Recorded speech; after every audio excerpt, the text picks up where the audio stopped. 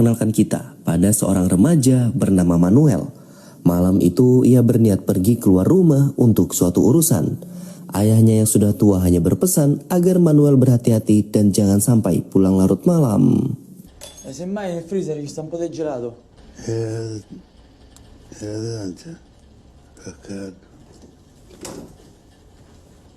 Singkat cerita, Manuel pun tiba di sebuah klub malam tempat para kaum Lut biasa berpesta. Diketahui jika kedatangan Manuel ke sana tak lain dan tak bukan adalah untuk memata-matai seorang Perdana Menteri yang terkenal suka sesama jenis. Tugas ini diberikan oleh seorang detektif bernama Vasco yang juga sedang mengawasi Manuel dari kamera tersembunyi. Tolong. Dah, vai col basilico.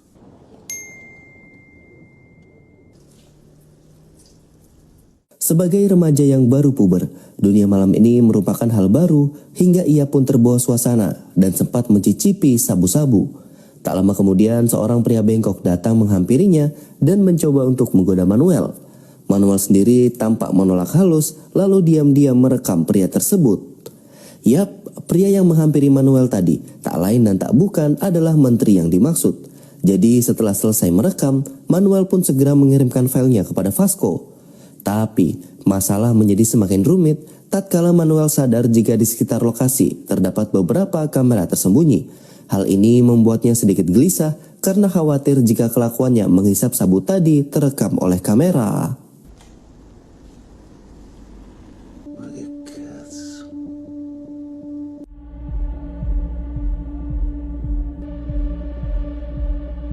Nah, bingung harus berbuat apa? Manuel lantas mengambil beberapa kamera dan langsung menelpon Vasco. Ia protes mengapa Vasco memasang kamera tersembunyi tanpa memberitahunya. Nah, Vasco yang juga sudah mengetahui jika tadi Manuel sempat mengonsumsi sabu malah memanfaatkannya dengan memberinya sebuah tawaran. Ia akan menjamin jika Manuel tak akan dipenjara asalkan malam ini bersedia untuk tidur bersama sang Perdana Menteri. Vasco bilang hal itu sangat diperlukan agar Manuel bisa mengawasinya lebih dekat lagi. Nah, meski tawaran ini berat untuk dipilih, Manuel pada akhirnya memilih untuk menolak dan pergi dari sana.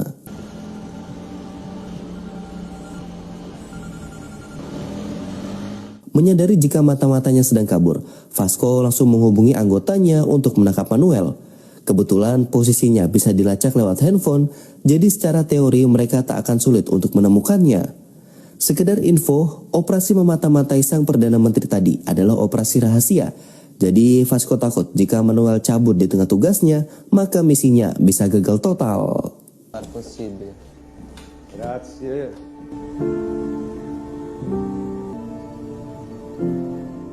Kembali ke Manuel, yang kini sudah tiba di rumah rekan dari ayahnya yang bernama Polo. Ia sengaja tak langsung pulang ke rumah karena takut penyakit ayahnya akan kambuh jika tahu anaknya saat ini sedang dikejar oleh aparat. Singkat cerita, setelah Manuel menjelaskan panjang lebar masalah yang sedang ia hadapi, Polo malah meminta maaf karena ia tak bisa membantu. Kebutaan yang saat ini ia derita membuatnya tak bisa berbuat banyak. Tapi sebagai gantinya, Polo menyarankan agar Manuel mendatangi sahabat ayahnya yang lain bernama Camelo. Pero una cosa buena l'hai fatta. Sì, venite a me. Sesuai nasihat dari Polo, Manuel pun kini sudah tiba di kediaman Camelo untuk meminta bantuan. Setelah menjelaskan panjang lebar soal masalahnya, Camelo malah mengusir Manuel karena ia tak mau terlibat dalam urusan apapun. Setelah itu, Camelo pun kembali ke dalam rumah dan menceritakan hal tadi kepada istrinya. Dalam percakapan ini, kita akhirnya diberitahu jika masa lalu Camelo dan ayah Manuel sebenarnya tak begitu baik. Ayah Manuel pernah menjadi penyebab kematian anak Camelo, makanya sang istri sangat mewanti-wanti agar suaminya tak lagi berurusan dengan mereka. Abbiamo fatto un patto, io e te devi stare qua. Ma perché non capisci che c'ho il cuore spaccato pure io? Ho aperto la porta ma ha piato un colpo. Perché a me il cuore mi si spezza pure quando ti vedo a te. Lo capisci questo? Berpindah ke Vasco yang saat ini sedang dalam perjalanan menuju ke rumah Polo. Alasan ia pergi ke sana adalah karena ponsel Manuel terdeteksi berada di rumahnya. Singkat cerita, setibanya di sana, Vasco langsung masuk ke dalam sambil menggunakan topeng. Tujuannya agar Polo tak mengenalinya, padahal kita semua tahu jika Polo tak bisa melihat. Awalnya, Vasco bertanya baik-baik di manakah Manuel berada, tapi berhubung Polo bilang ia tidak tahu, maka Vasco pun memberinya sedikit pukulan. Ma che sei scemo? Dicevo, che fai il coglione con me? Sei tu che stai a Fausto. Mettete in ginocchio. Le mani in testa. Non capisci che non la risolvi così sta cosa? Di tengah interogasi, Vasco akhirnya sadar kalau Polo ternyata tak bisa melihat. Dari sini ia memutuskan untuk menggeledah isi rumah karena ia yakin jika Manuel masih berada di sana. Tapi tak lama berselang, listrik tiba-tiba padam karena ada kebakaran hebat di ujung kota. Di saat yang sama, Polo yang hanya mengandalkan indera pendengarannya berusaha untuk memberikan perlawanan. Hingga akhirnya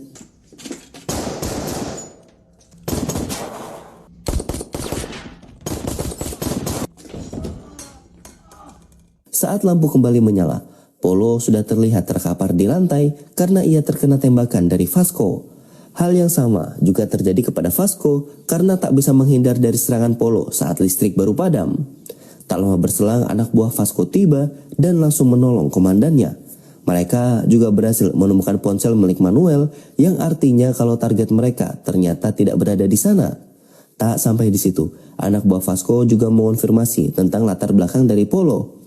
Jadi, dahulu Polo adalah mantan anggota dari kelompok mafia elit di Italia bernama Cranio. Ia bekerja bersama Camelo untuk ketua mereka yang bernama Tony. Dan kalian bisa tebak, Tony itu tak lain dan tak bukan adalah ayah Manuel. Nah, berhubung ini operasi rahasia, Vasco pun menyempatkan diri untuk membunuh Polo sebelum pergi dari sana.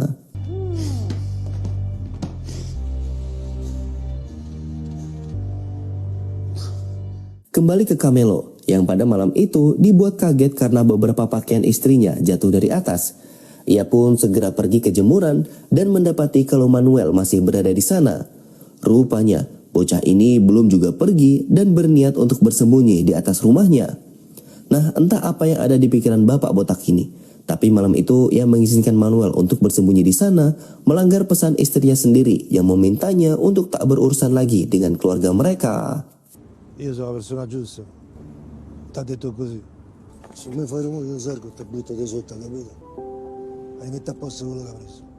Se non c'è stato pericolo col Newman.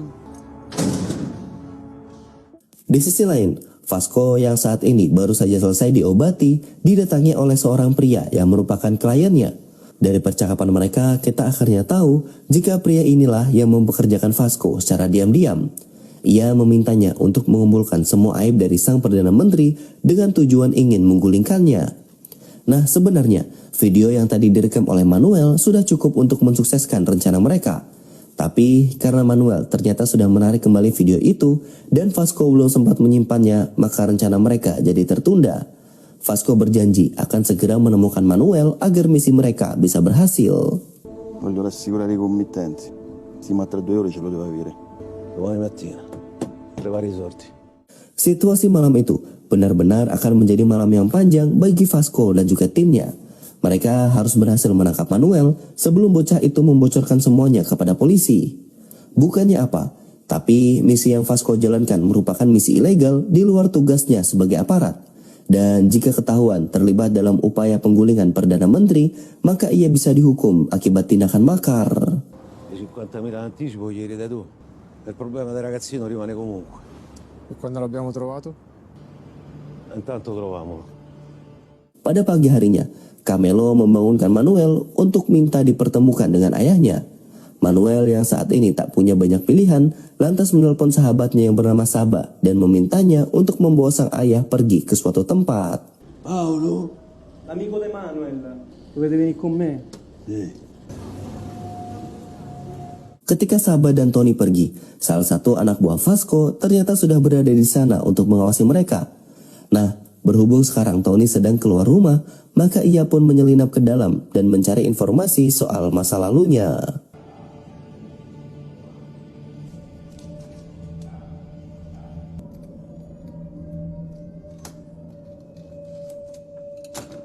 Berpindah ke Camelo, yang saat ini akhirnya bertemu dengan bos lamanya yaitu Tony. Tampaknya bapak kepala pelontos ini lebih respek kepada mantan bosnya dibandingkan istrinya sendiri. Pada intinya, Camelo mengajak Tony untuk turun tangan mengatasi masalah yang menimpa Manuel. Apalagi para oknum itu sepertinya sudah membunuh Polo sebab dari tadi ia tak bisa menghubunginya.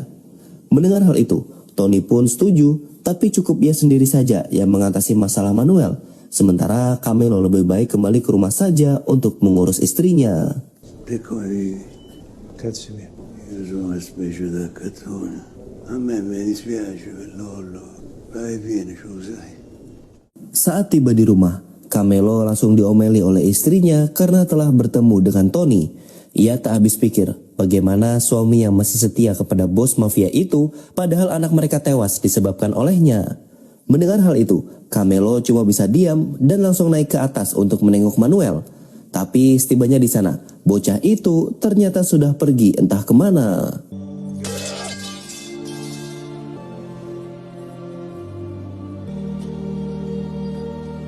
Beralih ke Vasco, yang saat ini juga sudah berada di rumah Tony untuk ikut mencari informasi. Sehingga cerita dari penggeledahan tersebut, dirinya mendapat info kalau kelompok Cranio kini hanya tersisa 3 orang. Pertama adalah Tony yang merupakan ayah Manuel, kedua adalah Polo yang sudah mereka habisi, dan yang ketiga adalah si botak Camelo yang kini hidup bersama istrinya. Ma che ha trovato? La palestra, il nome di qualche amico. Pure sti qui, se arriva ragazzino. Serve la macchina, sta qua sotto, 20 metri sulla sinistra. Saat akan kembali pulang, Vasco sempat melihat Tony, tapi pandangannya segera terhalang oleh sebuah truk. Ia terus berusaha mencari kemana ayah Manuel itu berjalan, tapi tiba-tiba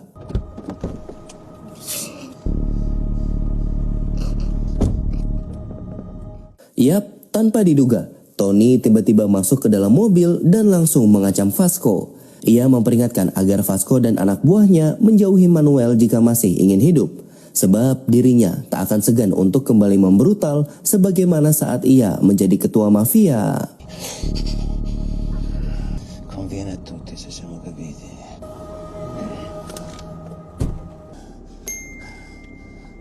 Selesai memberi peringatan kepada Vasco, Tony langsung menghubungi Manuel dan mengajaknya untuk bertemu. Di sana ia menasihati Manuel untuk tak lagi khawatir karena tadi ia sudah memperingatkan Vasco untuk tak lagi mengusiknya.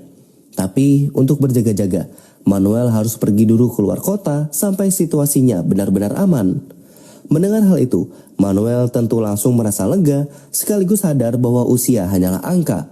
Sementara jiwa kebrutalan sebagai ketua mafia masih tersimpan di dalam diri ayahnya. Non ti cerca più nessuno. Quando hai fatto? Vedi di chiudere bene casa. Saat kembali ke rumah untuk mengambil pakaian, Manuel sempat diberitahu tetangganya bahwa tadi unit apartemennya didatangi oleh 2 orang, tapi sekarang mereka sudah pergi dari sana. Mendengar hal itu, Manuel yakin jika mereka pasti Vasco dan anggotanya yang sengaja datang untuk menangkap Manuel. Tanpa membuang waktu lagi, Manuel sendiri langsung mengemasi barang-barangnya untuk dibawa keluar kota. Tapi sebelum pergi, lebih dulu ia mendatangi rumah Camelo untuk minta ditemani pergi ke stasiun. La porta stava chiusa ma senza mandate. Non so donna. E dopo detto che sta qua. Tu che vendi la cocaina. Di tengah perjalanan, Camelo harus memberhentikan mobil karena penyakit asmanya tiba-tiba kambuh. Mereka pun beristirahat sebentar di bawah jembatan sambil Camelo menanyakan bagaimana awal mulanya Manuel bisa diperalat oleh Vasco sampai sedemikian rupa. Manuel pun menjelaskan jika beberapa waktu yang lalu dirinya pernah digerebek oleh Vasco saat sedang mengonsumsi barang haram. Tapi alih-alih dibawa ke kantor polisi, Vasco malah membawanya ke suatu tempat dan di sana ia ditawari sebuah kesepakatan. Vasco bilang dirinya tak akan memproses Manuel ke tingkat lebih lanjut asalkan mau melakukan semua perintahnya, termasuk memata-matai Perdana Menteri baru-baru ini. Che se non facevo quello che mi dicevano mi sputtanavano. Quello che te ci senti con queste cuffie. Te ne andavano, Qua ci vuoi più stare. Berpindah ke Vasco yang tak jadi kembali ke markas dan memilih untuk pergi lagi ke kediaman Manuel. Ancaman dari Tony tadi benar-benar sebuah penghinaan hingga sekarang ia pun berniat untuk melakukan balas dendam. Kebetulan target mereka terlihat sedang berjalan santai hingga Vasco pun memutuskan untuk menculiknya. Singkat cerita, Tony pun dibawa ke sebuah gudang kosong dan di sana ia dihajar habis-habisan. Non fa come lui perché te faccio fare la stessa fine sua. Prego, mi fate male. Oh, ma rotte al cazzo. Continua così, io ti ammazzo le botte. Tu cazzo. No! Nah, akibat terkena pukulan berkali-kali, penyakit demensia Tony kembali kambuh hingga ia pun tak ingat beberapa hal penting yang ada di hidupnya. Jadi, sewaktu Vasco bertanya di manakah Manuel sekarang, Tony malah bilang jika ia tak kenal dengan yang namanya Manuel. Sebenarnya, efek dari demensia yang diderita oleh Tony lebih besar dari ini. Karena hilangnya daya ingat membuat Tony jadi lupa kalau ia adalah sosok brutal yang tak bisa dibendung. Jadi tidak heran mengapa sampai detik ini dirinya tak kunjung memberikan perlawanan. Padahal sebelumnya ia bisa mengancam Vasco sampai membuatnya keringat dingin. Singkat cerita, karena interogasi ini dirasa tak memberikan banyak informasi, maka Vasco pun memutuskan untuk menghabisi Tony. Fa quello che hai sempre fatto. Per 4226. Setelah menghabisi ayah Manuel, Vasco meminta anak buahnya untuk melacak keberadaan Camelo karena saat ini ialah satu-satunya orang yang mungkin mengetahui di manakah Manuel berada. Tak sampai di situ, ia juga akan pergi ke pusat CCTV di kota untuk melacak keberadaan target mereka. Nah, di saat yang sama, situasi tak menguntungkan sedang dialami oleh Manuel. Ia terjebak macet bersama Camelo saat stasiun hanya tinggal beberapa ratus meter lagi. Nah, karena kereta punya jadwal perjalanan tepat waktu, maka Camelo pun menyarankan agar Manuel melanjutkan perjalanannya dengan berjalan kaki saja. Kebetulan feelingnya sedang tidak enak, seolah sesuatu yang buruk akan datang kepada mereka. Mendengar saran itu, Manuel pun menurutinya dan tak lupa ia juga berterima kasih karena tadi diberi sedikit sangu oleh Camelo. Manuel.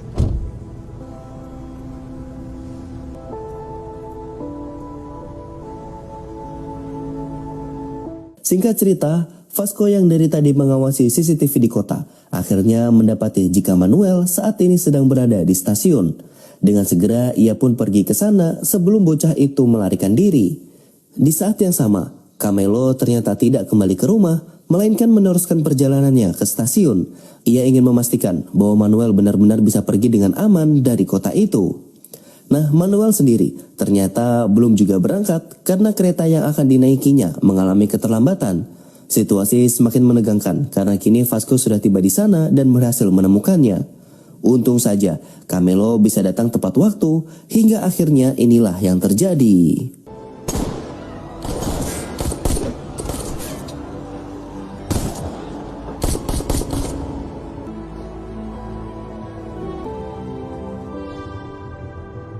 Yap, akibat adu tembak tadi, Camelo tewas di tempat, sementara Vasco juga kehilangan anak buahnya.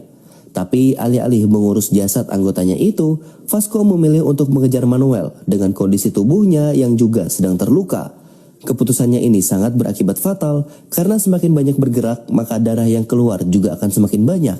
Hingga akhirnya Vasco pun ikut tewas di tempat.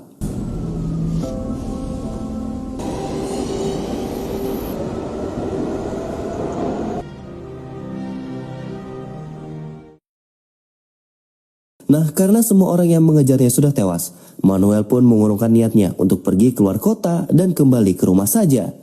Di titik ini, ia belum tahu kalau ayahnya sudah tewas, makanya ia tampak bersemangat untuk pulang ke rumah dan melanjutkan hidupnya seperti biasa. Di lain sisi, polisi kini sudah tiba di stasiun untuk mengevakuasi jasad Camelo, Vasco dan juga anggotanya.